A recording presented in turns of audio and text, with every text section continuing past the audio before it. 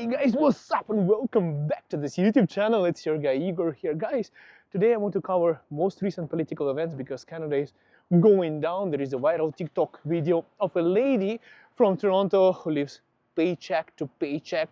And it's crazy, guys. It's insane.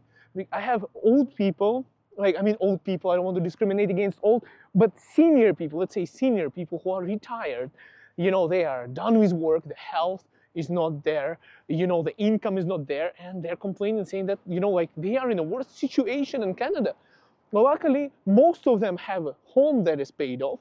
That's the only way to have any extra income, because the pension in Canada is ridiculously not enough, especially if they didn't work like government jobs, you know, and, you know, have that kind of government income, let's say. So it's insane. The lady that I wanted to talk about on TikTok, you must have already seen that video. She's making $100,000. She's working like a nurse in Toronto. And then she breaks down her, you know, expenses, her groceries, her food bills. And she's like, you know what?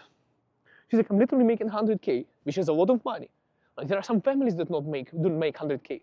And still she's living paycheck to paycheck. And it's crazy, guys. Now, on term of the entire thing in turmoil in Canada, we have pro-Palestinian protesters, which is basically blocking streets in Toronto. And we also have an NDP leader and Bloc Québécois who are basically didn't allow, you know, the vote of non-confidence for past 2 attempts, that are now saying, Jagmeet is saying that he might actually do that. And that's due to the big support that, you know, Canada Post workers, unions, have from NDP. So it's a historical thing that they have. So I just do hope, you know, guys, that maybe they will do that, or maybe Jagmeet Singh is more concerned about his pension. I'll tell you this, guys. I'll tell you this. If Jagmeet Singh was to not give a damn about his pension and do that, I would probably have more respect for him, and I would probably even vote for him. You know, it's like you're not going to lose your pension, man.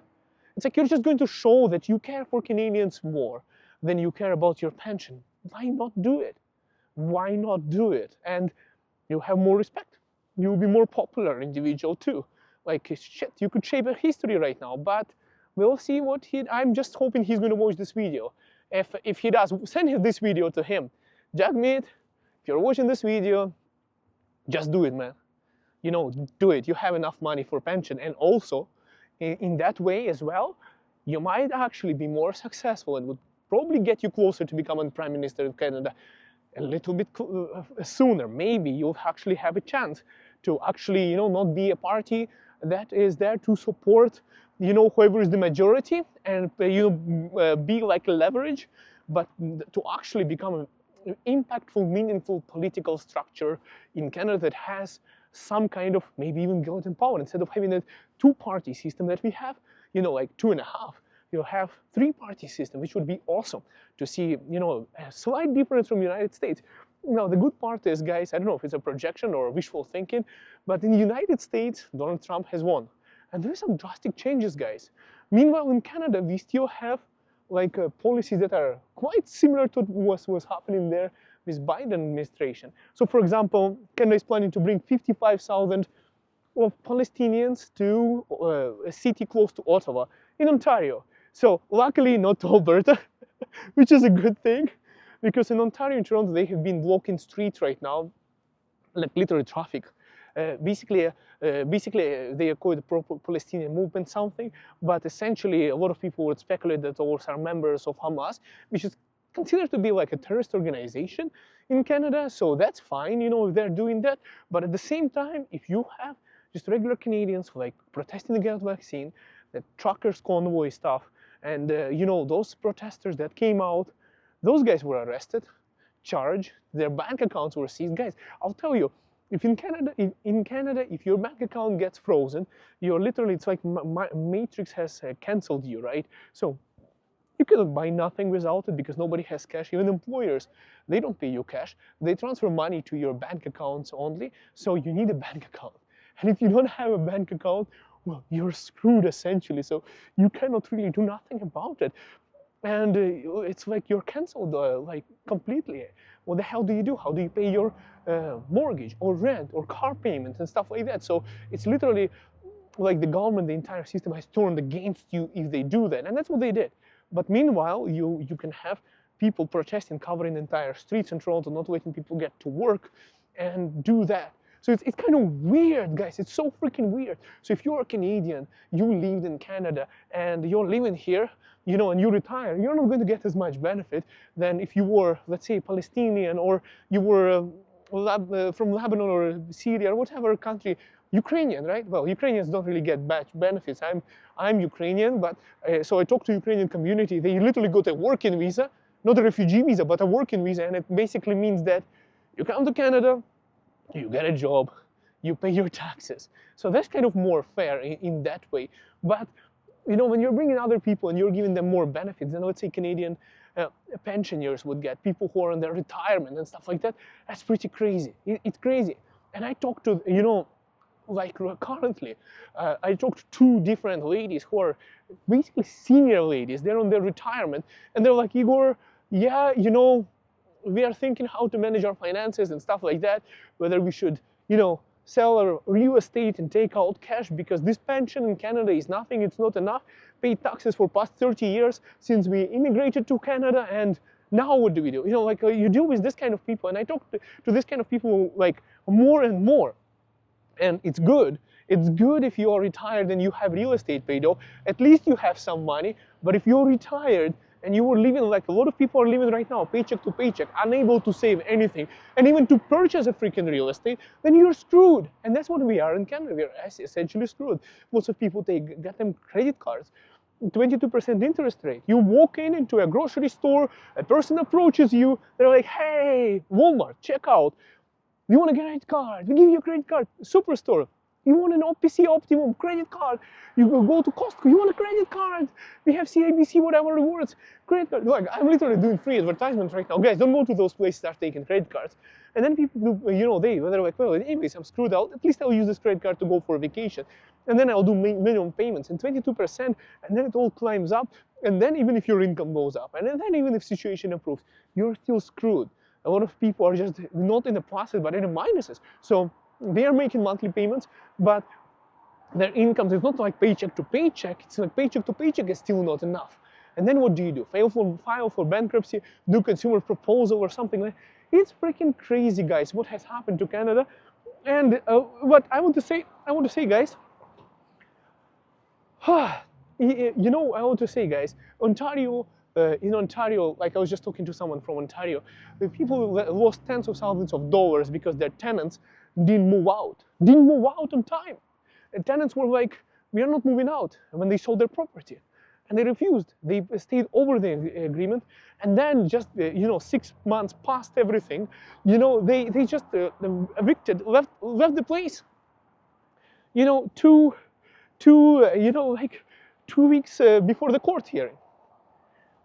And you can do nothing. And I just see some even properties like that where people trash the place. They just trash the place, and then they just left. They just fled before you can take them to court. And then what do you do? So it's just crazy, guys. So in Alberta, it's way better. Like I went to tenancy board multiple times because I have multiple rental properties, and I'll tell you, it's way easier to deal with tenancy board here. And I even dealt with a situation where a tenant said that, because they're not paying me rent, I'm literally harassing them for asking them to pay my rent.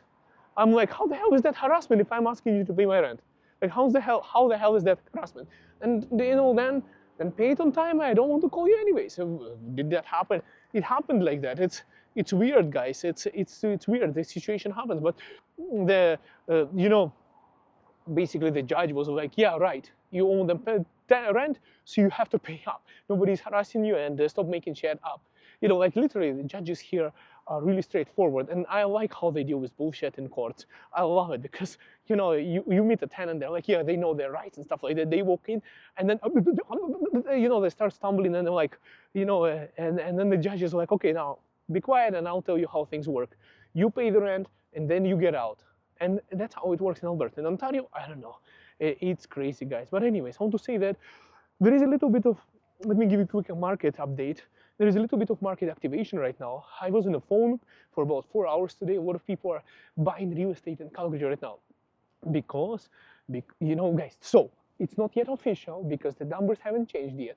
We are in a balanced market, we have more inventory, but what the hell happened is people are anticipating the 30-year amortization, and they're anticipating the rate cards by December 11 as well. So what they're doing right now is they're buying properties already right now with closing dates past January, so that they can get a property locked in at the current market rate, expecting that, well, if anything, if the crowd starts running by next year or something like that, we are ahead of the game. So that's their logic. So a lot of people are doing that right now. A lot of people are calling me for the same reason. They're like, you know what, I want to be first. I want to be one of those guys, and I want to be ahead of the crowd. So I want to be the first one to lock myself in, because if next year, well, we'll see how it goes. Some realtors are saying it's going to happen next year right away. Some people are saying there's going to be half a year lag. But for these people, it doesn't matter, because there is an advantage right now to do that. So they're locking themselves into buying a property instead of renting, and instead of paying somebody else's mortgage, and before the market has changed, before it shifted, before it went into a seller's market, because that's what their anticipation is, and plus they need a place to stay anyway. So in the short term, what's the outcome for that, guys? Well, in the short term, you know, they're buying at the property when the market is going down, not going up, and when it goes up, they purchased it when it was going down, so it's already an advantage, and not in one of those people who were buying it probably at the top before it went down. So there is an advantage, guys. Anyways, how much more down will be going, we don't know, but what we do know is that a lot of people are anticipating, and that's why they're buying right now. And with these actions, they could actually push it up. So I was like 4.5 hours on the phone today since morning. I haven't been publishing enough videos. I want to publish one video every single other day, and today I haven't been able to do that. So guys, here's my contact, here's my brokerage, and you know where to find me. I'm working as a realtor with eXp Realty, and my wife is a mortgage broker with DLC Clear Trust Mortgage. So anyways, guys, thanks so much for watching. I really appreciate your support, and hit the big like button on this video. And yeah, I'm blessed to live in Calgary, Alberta, and not to have to deal with all that crazy stuff in Ontario, because in Ontario it seems to me like, you know, guys, look, if you're Canadian born and you're a Canadian person and you're protesting for your right, they treat you like a criminal. But if you are let's say coming from a country that is a little bit oppressed, or not even from that country, like you're a random person, you know, like from an organization that designated as a terrorist organization too, you know, it's like all of a sudden you are above the law. Like the literal government is not going to touch you because they're afraid to have a negative affiliation with being repressive against certain groups or something like that, which is a little bit strange to me, guys. Now, I want to say, with all this being said, I think people in distress that do need help, they do need help. We have to help them. We have to help definitely people from Palestine, kids, ladies, those people who are definitely under this, and from Lebanon and other things. But we have to help it in such a way that we do not go against, you know, Canadians, against the seniors, against those people who are paying taxes here, and take away the benefits from them. And like we should be good, and I think it's good, and I think it's part of, like, if you're a Christian or a Muslim, right? It doesn't matter. In every religion, there is one thing: is there is a certain way where you help people and you support people. So it's like a good thing, right?